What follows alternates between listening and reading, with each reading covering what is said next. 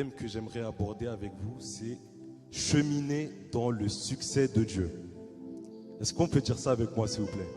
Cheminer dans le succès de Dieu. Amen, amen. Amen. Alors, rapidement, aujourd'hui, on voit que le succès, tout ce qui est de la réussite, etc., c'est régi en fait un peu par la société. C'est la société qui donne un peu le ton à suivre concernant le succès. C'est l'influence des proches, l'influence des amis, etc., etc. C'est eux en fait qui déterminent entre guillemets ce qu'est le succès. Certains croient que c'est lié à la popularité ou par exemple le fait d'avoir une famille, etc., etc. D'autres plus matérialistes pensent que c'est en rapport avec la sécurité financière, avoir un toit, une belle voiture, etc., etc. Maintenant, j'ai une question pour toi, l'Église. Qui aimerait avoir du succès? Vous pouvez lever la main. Qui aimerait avoir du succès ici? Qui aimerait réussir sa vie? Je vois qu'il y a des mains qui sont pas levées. C'est un peu bizarre. Moi, personnellement, j'aimerais réussir ma vie. Mais maintenant, qu'est-ce que c'est que le succès? J'ai regardé une définition dans le dictionnaire Robert, pardon, qui donne justement deux définitions qui sont, premièrement, le succès, c'est le fait d'obtenir une audience nombreuse et favorable, d'être connu du public. Donc c'est vraiment être reconnu, être au devant de la scène. Il y a une deuxième définition qui est le fait pour quelqu'un de parvenir à un résultat souhaité et à la réalisation de ses objectifs. Donc c'est le synonyme de la réussite, c'est pour ça que je parlais de réussite plus tôt. Si on part du constat de la deuxième définition, on pense qu'il est nécessaire de faire beaucoup d'efforts pour atteindre le succès. Pourquoi? En fait, il y a tellement de nouveaux concepts, tellement de nouveaux procédés qui ont été créés durant plusieurs années que l'homme va se casser la tête, va se creuser les méninges pour innover et être au-dessus de ceux qui ont créé de nouvelles choses. Et pour eux, c'est ça en fait, être dans le succès, c'est se démarquer des autres. Finalement, on peut penser que le succès, c'est quelque chose de subjectif et d'assez abstrait. Et en fait, on a du mal à vraiment définir ce qu'est le succès universel, le succès selon Dieu. Dans le livre de Josué, on voit comment le peuple d'Israël a conquis le pays promis avec succès. Donc, pendant 40 ans, ils ont passé une sorte de périple dans le désert avec Moïse. Et ce qui est bien, en fait, pour Josué et Caleb, c'est que c'est les seuls parmi un peuple de plus d'1 million de personnes qui sont sortis d'Égypte et allés en Canaan. Tandis que normalement, ça devait être le peuple avec Moïse qui devait aller en Canaan. Mais seuls 2 sur plus d'1 million ont réussi à rentrer en terre promise. Donc je vais vous inviter à vous lever. On va lire le passage d'aujourd'hui qui est dans Josué 1, du verset 1 à 8.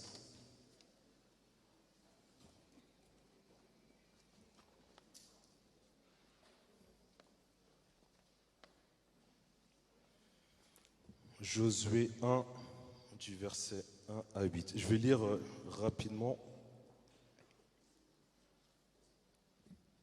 Vous y êtes? Amen. Je lis pour vous. Après la mort de Moïse, serviteur de l'Éternel, l'Éternel dit à Josué, fils de Nun, serviteur de Moïse, Moïse, mon serviteur, est mort. Maintenant lève-toi, passe ce Jourdain, toi et tout ce peuple, pour entrer dans le pays que je donne aux enfants d'Israël. Tout lieu que foulera la plante de votre pied, je vous le donne, comme je l'ai dit à Moïse. Vous aurez pour territoire depuis le désert et le Liban jusqu'au grand fleuve, le fleuve de l'Euphrate, tout le pays des Hétiens et jusqu'à la grande mer vers le soleil couchant. Nul ne tiendra devant toi tant que tu vivras, je serai avec toi, comme j'ai été avec Moïse. Je ne te délaisserai point, je ne t'abandonnerai point. Fortifie-toi et prends courage, car c'est toi qui mettras ce peuple en possession du pays que j'ai juré à leur père de leur donner. Fortifie-toi seulement et aie bon courage en agissant fidèlement selon toute la loi que Moïse, mon serviteur, t'a prescrite. Ne t'en détourne ni à droite ni à gauche afin de réussir dans tout ce que tu entreprendras. Que ce livre de la loi ne s'éloigne point de ta bouche. Médite-le jour et nuit pour agir fidèlement selon tout ce qui est écrit, car c'est alors que tu auras du succès dans toutes tes entreprises. C'est alors que tu réussiras. Amen. Vous pouvez vous asseoir. Alors, le succès selon la parole de Dieu. Alors, le problème, en fait, il réside dans le fait que le succès, parfois on peut le rechercher selon nous-mêmes. On va rechercher l'approbation des autres, des hommes, ou de ce qu'on considère nous-mêmes, au lieu de rechercher simplement l'approbation de Dieu. Et ça, de manière consciente ou inconsciente. Dans le passage qu'on vient de lire, on peut comprendre que que pour Dieu, avoir du succès, c'est être dans ses voies et faire ce qu'il veut que nous fassions. Et à la jeunesse, ce qui est intéressant, on a l'habitude en fait de sonder les jeunes sur leur vie spirituelle, sur s'ils ont des questions bibliques. Et ils ont l'habitude de poser, la plupart ont l'habitude de poser comme question, comment savoir si on est dans la volonté de Dieu. Et ça, en fait, j'aimerais attirer votre attention, c'est une question très très pertinente que chaque chrétien doit en perpétuité, enfin continuellement se poser. Parce que lorsqu'on se demande si on est dans la volonté de Dieu, lorsqu'on avance, notre relation va forcément être dynamisée et va prendre un nouveau souffle. Le premier chapitre de Josué qu'on vient de lire nous parle d'encouragement et nous invite à la persévérance. Josué 1, 7 à 8 nous dit à deux reprises fidèlement. Et dans le verset 7, il dit « Fortifie-toi et agis fidèlement selon toute la loi que Moïse, mon serviteur, t'a prescrite. Que ce livre de la loi ne s'éloigne point de ta bouche. Médite-le jour et nuit pour agir fidèlement selon tout ce qui est écrit, car c'est alors que tu auras du succès dans tes entreprises, c'est alors que tu réussiras. » Quand on médite la parole de Dieu, jour et nuit, quotidiennement, avec persévérance, cela va créer en nous une bonne habitude et une routine spirituelle saine. Ensuite, lorsqu'on a cette habitude qui est en nous, ça va créer en nous en fait une conviction. La parole elle sera vraiment ancrée dans notre cœur et ça va vraiment forger notre esprit et on sera habitué avec la parole de Dieu. Et cette conviction, ça nous permettra d'être transformés et on pourra être la démonstration visible du Dieu invisible. Parce que c'est ça en fait véritablement ce que Dieu recherche, c'est être visible dans ce monde corrompu à travers ses enfants. Dans Romains 12, verset 2, Paul recommande de ne pas se conformer au siècle présent, mais d'être continuellement transformé et renouvelé par le renouvellement transformé par le renouvellement de l'intelligence, afin que l'on puisse discerner quelle est la volonté de Dieu, ce qui est bon, agréable et parfait. Et en fait, il n'y a qu'avec la parole de Dieu qu'on peut être transformé qu'on peut être transformé par le renouvellement de l'intelligence et bien sûr dynamisé par le Saint-Esprit. Et revenons à notre texte et le contexte. Le peuple d'Israël à l'époque de Moïse, donc ils étaient rebelles, ils étaient très rebelles et ils n'avaient plus confiance en Dieu. Donc à cause des murmures qu'ils faisaient, ils n'ont pas pu rentrer en Canaan comme il avait promis à Moïse. Et en réalité, le peuple d'Israël, ils étaient plus attachés au succès final qui a été promis plutôt qu'à Dieu. Et c'est pour cela qu'ils ne sont pas rentrés dans la terre promise. Et ils étaient tellement en fait attachés à la destination finale plutôt qu'à Dieu, que lorsqu'ils étaient dans les difficultés, entre guillemets, dans le désert, ils ont voulu retourner en arrière, donc retourner en Égypte pour justement être plus confortables. Donc ils ne recherchaient pas le succès de Dieu, mais ils recherchaient leur propre succès, leur propre confort. Donc nous, ce qu'on peut retenir, Église, il faut qu'on prenne garde à ne pas regarder à notre vie d'avant lorsque nous sommes dans les difficultés, de peur de tomber dans le piège du diable qui veut nous tenir en captivité.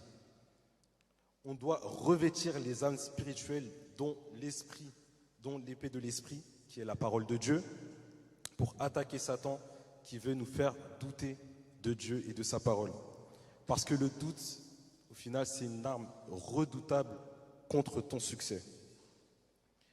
Et lors de la création, Dieu voulait qu'on vive dans un monde parfait dans lequel on est constamment en relation avec lui tout en ayant des responsabilités.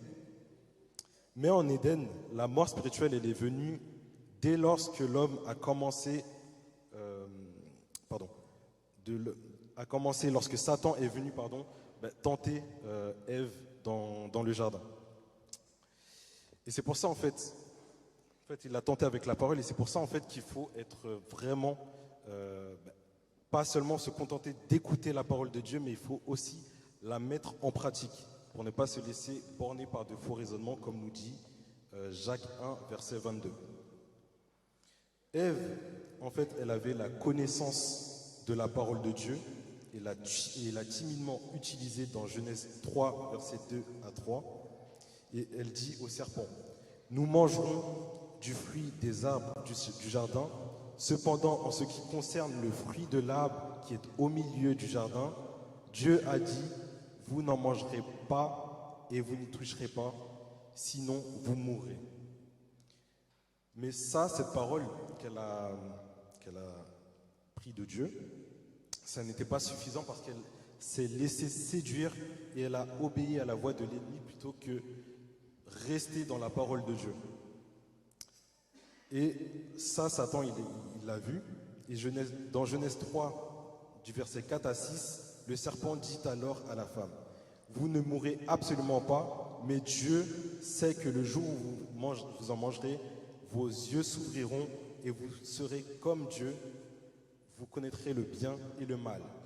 La femme vit que l'arbre était porteur de fruits bons à manger, agréables à regarder et précieux pour ouvrir l'intelligence.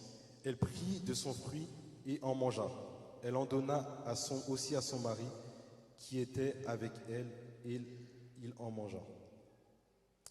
Le but du diable, en fait, c'est qu'on échoue, en fait, qu'on soit dans son succès à lui.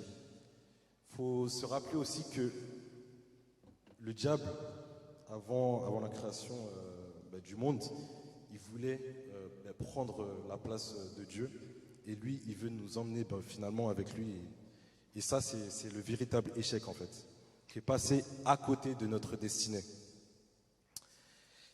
Lorsqu'on s'aligne avec le plan de Dieu, forcément, le diable va vouloir nous attaquer et faire en sorte que le doute puisse être créé dans notre esprit. Et ça, chaque croyant doit avoir conscience de ça, en fait. À chaque fois qu'on est aligné avec la parole de Dieu, qu'on est aligné avec la volonté de Dieu, Satan va vouloir nous tenter en créant le trouble dans notre esprit. Pourtant, Dieu, il a des promesses conditionnelles pour nous, donc il ne faut vraiment pas retourner en arrière. Dans Deutéronome 28, verset 13, il est dit: l'Éternel fera de toi la tête et non la queue. Tu seras toujours en haut et tu ne seras jamais en bas.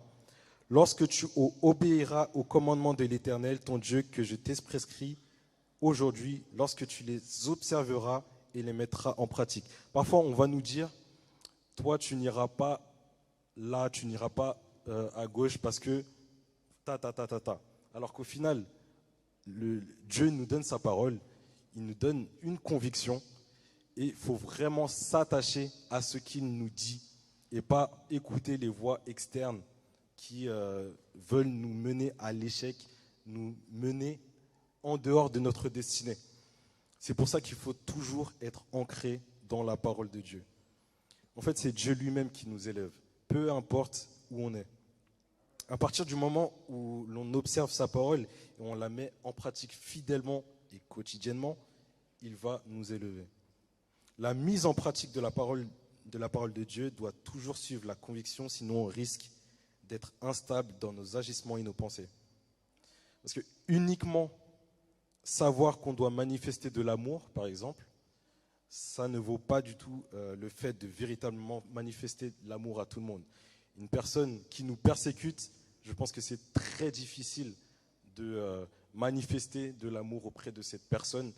Si on n'est pas rempli de l'esprit, il y aura forcément de l'hypocrisie lorsqu'on va manifester de l'amour. Galates 5, 22 à 23 nous encourage justement à revêtir les 9 facettes du fruit de l'esprit. Il faut savoir que l'Église, nous avons déjà l'esprit à partir du moment où on a accepté Christ. Et le Saint-Esprit a 9 facettes qui sont l'amour, la joie, la paix, la patience, la bonté, la bénignité, la fidélité, la douceur, la tempérance. Et à partir du moment où on a le Saint-Esprit, l'Église va être dynamisée par ces 9 facettes du fruit de l'Esprit. Et on doit le communiquer autour de nous, non seulement auprès des personnes que l'on apprécie, mais aussi auprès des personnes qui nous persécutent, qui nous font du mal. Ça va nous aider à communiquer justement la paix, l'amour de Dieu, la grâce, etc., etc. Et ce qui nous encourage, nous, l'Église, c'est que Jésus, en fait, nous rappelle dans Jean 14, du verset 15 à 16, que le Saint-Esprit demeure éternellement avec nous. Donc, on n'est pas tout seul, en fait. Dans l'Ancien Testament, ils n'avaient pas le Saint-Esprit qui était quotidiennement en eux. Et pourtant, des serviteurs comme David et plein d'autres marchaient avec Dieu. Jusqu'à David, il faisait des psaumes et il disait qu'il avait constamment l'Éternel devant ses yeux. Nous, il est carrément en nous. Donc les facettes du fruit de l'esprit, on est capable de les faire transpirer et les gens peuvent le voir à l'extérieur. Parce qu'on est animé du Saint-Esprit. Donc il faut aussi obéir à la volonté de Dieu pour être dans le succès de Dieu, tout en inspirant les autres, comme je l'ai dit, à en faire de même. Et c'est ça, être une véritable lumière. Nous, en tant que chrétiens, on doit non seulement être une lumière, et aussi on doit être le sel de la terre. Le sel, il a 2 caractéristiques. Il donne de la saveur aux aliments qui sont sans sel, qui sont fades. Et également, lorsqu'on met trop de sel dans un aliment, on a soif. Donc pareil pour le chrétien en fait. On doit donner de la saveur au monde, on doit faire la différence et on doit donner soif aux autres. À partir du moment où on parle de la parole de Dieu, les autres doivent avoir cette soif d'aller chercher ce que le serviteur a dit par rapport à la parole de Dieu. Amen. Autrement dit, le succès ne se résume pas, comme j'ai dit en introduction, il ne se résume pas en fait à ce que l'on a ou au fait qu'on est populaire, etc. Mais il se résume plutôt à qui on est, à notre identité réelle en Christ. Malheureusement, à l'Église, en fait, souvent, on va s'attacher à une position, on va s'attacher à être je ne sais pas, Jack, pasteur, être là devant la chair pour prêcher, etc. Mais Dieu, en fait, il ne regarde pas à ça, il ne regarde pas à nos diplômes, à notre connaissance, ni à notre origine, mais plutôt à l'état de notre cœur et à notre foi. Quand Dieu a fait le choix de David dans 1 Samuel 16, verset 7, il a dit à Samuel, « Ne prends point garde à son apparence et à la hauteur de sa taille, car je l'ai rejeté. L'Éternel ne regarde pas ce que considère l'homme. L'homme regarde à ce qui frappe les yeux, ça c'est vrai, mais l'Éternel regarde au cœur. » Et Dieu, en fait, il avait des projets de paix pour David. Il a formé des projets pour David. Peut-être que David, lui, se considérait véritablement comme la société le voyait. Peut-être il se disait, je suis trop petit, je suis qu'un simple berger, je fais rien de ma vie, etc. Mais Dieu, il l'a choisi et au final, il l'a élevé et c'est devenu le roi d'Israël. Donc David, il avait conscience de ça. Il avait conscience de ça et comme je l'ai dit, il avait conscience de la présence de Dieu au quotidien dans sa vie. Et c'est pour ça qu'il a écrit la plupart des psaumes. Et dans le psaume 23, il a dit « Lorsqu'il marche dans la vallée de l'ombre de la mort, il ne craint aucun mal, car l'Éternel est avec lui. » Et plus loin, il va dire « Oui, le bonheur et la grâce m'accompagneront tous les jours de ma vie, et j'habiterai dans la maison de l'Éternel jusqu'à la fin de mes jours. » Donc, il savait qu'il était proche de Dieu, et le fait qu'il était proche de Dieu, il ne craint rien en fait. Il s'est appuyé sur la parole de Dieu, et dans sa vie, il n'avait aucune peur. Dans le psaume 16, du verset 6 à 10, il dit « Un héritage délicieux m'est échu, une belle possession m'est accordée. Je bénis l'Éternel, mon conseiller. La nuit même, mon cœur m'exhorte. J'ai constamment l'Éternel sous mes yeux. Quand il est à ma droite, je ne chancelle pas. Aussi, mon cœur est dans la joie, mon esprit dans l'allégresse, et mon corps repose en sécurité. Car tu ne livreras pas mon âme au séjour des morts. Tu ne permettras pas que ton bien-aimé voie la corruption. » David s'est vraiment appuyé sur la parole de Dieu pour avancer. Et le croyant, en fait, il doit être dans cette même optique, d'autant plus qu'il a le Saint-Esprit en lui. Parce que, en fait, on ne doit pas être ébranlé lorsqu'on a des difficultés, lorsqu'on traverse des épreuves, lorsqu'on traverse le désert. Parce que en sachant que Dieu est avec nous, on connaît directement l'issue de la situation. Après, il faut faire attention parce que Dieu, même s'il est avec nous, il ne va pas nous épargner des différentes difficultés qu'il peut y avoir dans notre vie. Donc, dans Matthieu 5, 45, Jésus nous rappelle que Dieu fait pleuvoir sur les justes, mais aussi sur les injustes. De la même manière où il donne des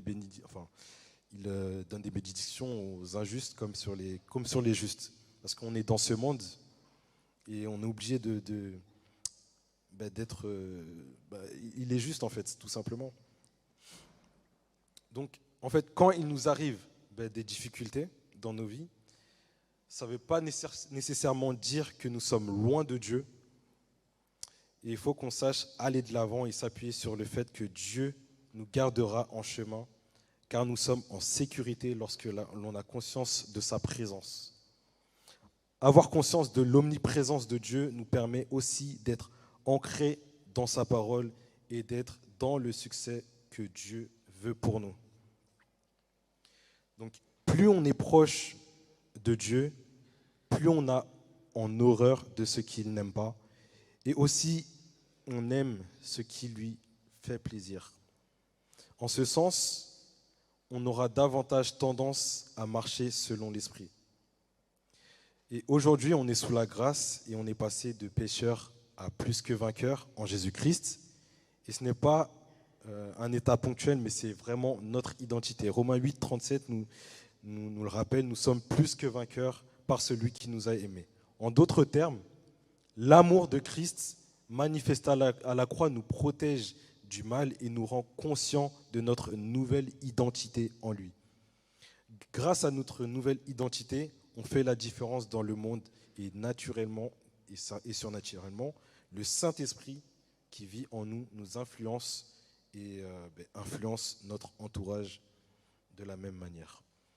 Paul aux Éphésiens va dire dans Éphésiens 2 à 19, « Ainsi donc, vous n'êtes plus étrangers ni des gens du dehors, mais vous êtes concitoyens des saints, gens de la maison de Dieu. » Autrement dit, l'Église est de la famille de Dieu. Alors peu importe ta position sociale, à partir du moment où tu acceptes Christ et que tu le suis fidèlement avec des actes, tu es dans le succès de Dieu pour toi. Romains 8, 17 nous rappelle aussi, « Or, si nous sommes enfants, nous sommes aussi héritiers et héritiers de Dieu et co-héritiers de Christ, si toutefois nous souffrons avec lui afin de prendre aussi part à sa gloire. » Donc peu importe la souffrance que nous pouvons endurer, Jésus a vaincu la mort et nous avons l'espérance de la vie éternelle, contrairement à ceux qui n'auront pas cru en Dieu. Maintenant qu'on est dans le succès de Dieu, il faut apprendre à y rester. On va faire une deuxième lecture dans Psaume 1, du verset 1 à 3. Donc, Psaume 1, du verset 1 à 3, je vais lire pour vous. « Heureux l'homme qui ne marche pas selon le conseil des méchants, qui ne s'arrête pas sur la voie des pécheurs et qui ne s'assied pas en compagnie des moqueurs, mais qui trouve son plaisir dans la loi de l'Éternel et qui la médite jour et nuit. Il est comme un arbre près d'un courant d'eau qui donne son fruit en sa saison et dont le feuillage ne flétrit point. Tout ce qu'il lui fait lui réussit. » Dieu, au final, il se base sur la foi que l'on a. Et il bénit ceux qui le cherchent avec persévérance, à obéir à sa volonté. Hébreux 11, 6 nous dit qu'il est le rémunérateur de ceux qui le cherchent. Et Dieu, il assure à cet homme croyant d'être heureux. Et sa vie sera guidée par la sagesse de Dieu. Et donc tout ce qu'il fait lui réussira, comme nous dit le passage. Le secret du succès, c'est la parole de Dieu. La parole de Dieu, elle donne la paix, elle donne la joie, elle donne la vie, elle donne la grâce au quotidien, elle donne l'intelligence, la sagesse, elle transforme, elle nourrit. Sans la parole de Dieu, on ne peut pas demeurer avec Dieu. On ne peut pas rester dans ce succès de Dieu. C'est impossible. Dans le psaume qu'on a lu, il y a 5 caractéristiques de l'homme qu'on a vu, divisées en 2 parties. Il y a la partie où il y a des choses que l'homme heureux fait. Il fait 2 choses. Il trouve son plaisir dans la parole. La deuxième chose, il la médite jour et nuit, comme on l'a vu dans le premier passage, Josué 1er. Il y a 3 choses qu'il ne fait pas. Il ne marche pas selon le conseil des méchants.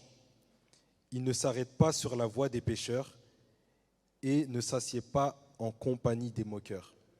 Souvent, nous, on va être dans des lieux qui ne nous correspondent pas en tant que chrétiens, mais il faut garder en soi la parole de Dieu pour ne pas vriller et ne pas se laisser influencer par le milieu dans lequel on est, le mauvais milieu dans lequel on est. Pour apprendre à suivre Dieu et y rester, il faut passer du temps dans la parole de Dieu, sachant que Dieu fait tout par sa parole. Plus on passe du temps de qualité dans la parole de Dieu, plus on est proche de lui et il nous aide à prendre des bonnes décisions pour notre vie de tous les jours. Dieu a envoyé son Fils sur la terre pour sauver l'homme du péché et de la domination de Satan, pour qu'on serve Dieu et pas pour avoir des bénédictions. Jean 3,16 nous rappelle que Dieu a tant aimé le monde qu'il a donné son Fils unique afin que quiconque croit en lui ne périsse pas, mais qu'il ait la vie éternelle. Et Jean 17,3 nous dit au sujet de la vie éternelle, c'est qu'ils te connaissent toi, le seul vrai Dieu, et celui que tu as envoyé, Jésus-Christ. Donc, au final, les bénédictions sont la conséquence de notre consécration à Christ et de notre appartenance à Christ. Quand on croit en Jésus, on est déjà béni. On a l'impression que c'est Jésus qui va nous donner des bénédictions, etc. Mais lorsqu'on accepte Jésus, en fait, on est déjà béni. Dans Éphésiens 1,3, Paul va dire « Béni soit Dieu le Père de notre Seigneur Jésus-Christ qui nous a bénis de toutes sortes de bénédictions spirituelles dans les lieux célestes en Christ. En lui, Dieu nous a élus avant la fondation du monde pour que nous soyons saints et irrépréhensibles devant lui, nous ayant prédestinés dans son amour à être ses enfants d'adoption en Jésus-Christ selon le bon plaisir de sa volonté, la louange de sa gloire, de sa grâce qui nous a accordée en son bien-aimé. » Donc rappelez-vous véritablement, le succès ne dépend pas en fait de ce qu'on a, mais véritablement de qui on est. Il y a un pasteur qui disait « Si tu cherches la faveur de Dieu, ne la recherche pas, mais recherche celui qui la donne. » Il faut être intéressé par celui qui est à l'origine de la bénédiction plutôt qu'à la bénédiction. Matthieu 6,33 nous le dit, « Cherchez premièrement le royaume de Dieu et la justice de Dieu, et toutes ces choses vous seront données par-dessus tout. » Là, c'est Jésus qui parlait, il n'était même pas encore mort et ressuscité. Donc nous, qui sommes déjà dans le royaume, on doit véritablement avoir cette envie de quête, de recherche de la face de Dieu, afin de pouvoir jouir des bénédictions qu'il a en réserve pour nous. Et souvent, nous, on va être frustrés parce qu'on a peur de l'échec, contraire du succès. Paul a persécuté des chrétiens et lorsqu'il était converti, il a passé du temps en prison avec Silas. Et pourtant, on ne peut pas dire que sa vie, c'était un échec. Et dans 2 Timothée 4, 7 à 8, il en fait lui-même le constat. Il dit « J'ai combattu le bon combat, j'ai achevé la course, j'ai gardé la foi. Désormais, la couronne de justice m'est réservée. Le Seigneur, le juste juge, me le donnera dans ce jour-là, et non seulement à moi, mais encore à tous ceux qui auront aimé son avènement. » Donc, malgré son passé, malgré les difficultés par lesquelles il est passé, il a quand même pu dire qu'il a une couronne qui lui est réservée. Donc, peu importe ta difficulté, appuie-toi sur Dieu et tu verras que tu pourras prospérer comme Dieu le veut. Après avoir jeûné dans le désert, Jésus a été tenté à 3 reprises par Satan. Mais contrairement à Ève dans le jardin d'Éden, il n'a pas échoué face aux propositions de Satan. Dans Matthieu 4, 8, 9, la 3e tentation faite par le diable est la suivante. Le diable le transporta encore sur une montagne très élevée, lui montra tous les royaumes du monde et leur gloire, et lui dit « Je te donnerai toutes ces choses si tu te prosternes et m'adores. » Jésus, en voyant tout cela, il aurait pu se dire « Ah, c'est super, je vais devenir super riche, surtout que je viens de jeûner en plus. Ça vient de Dieu, c'est sûr. » Mais en fait, Jésus, lui, connaissait c'était quoi la réalité, le vrai succès. Le vrai succès, selon Jésus, c'est être consacré à Dieu et accomplir la volonté de Dieu. Jésus se satisfait de faire la volonté de Dieu et il le montre même dans Jean 4, verset 34. « Ma nourriture est de faire la volonté de celui qui m'a envoyé et d'accomplir son œuvre. » Le plan de Dieu, il est véritablement parfait et rempli de sagesse. En suivant ses pas, nous nous assurons de toujours réussir dans tout ce que l'on entreprend, que ce soit des projets d'études, que ce soit des projets professionnels, que ce soit des projets de mariage, à partir du moment où l'on s'appuie sur Dieu, Dieu s'occupe de notre destinée. Pour finir rapidement, le succès consiste à rentrer dans les promesses de Dieu, de rentrer en possession des bénédictions qu'il a pour nous. Jérémie 29, 11 nous dit « Je connais les projets que j'ai formés sur vous, dit l'Éternel, projets de paix et non de malheur, afin de vous donner un avenir et de l'espérance. » Une loi spirituelle nous indique de faire de l'Éternel nos délices et il nous donnera ce que notre cœur désire.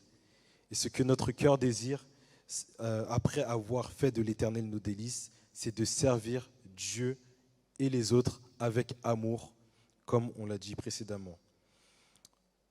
Pour finir, faut savoir que vous n'êtes jamais seul, vous n'êtes pas sur la voie de votre réussite, mais plutôt sur la voie de la réussite de Dieu. Soyez bénis.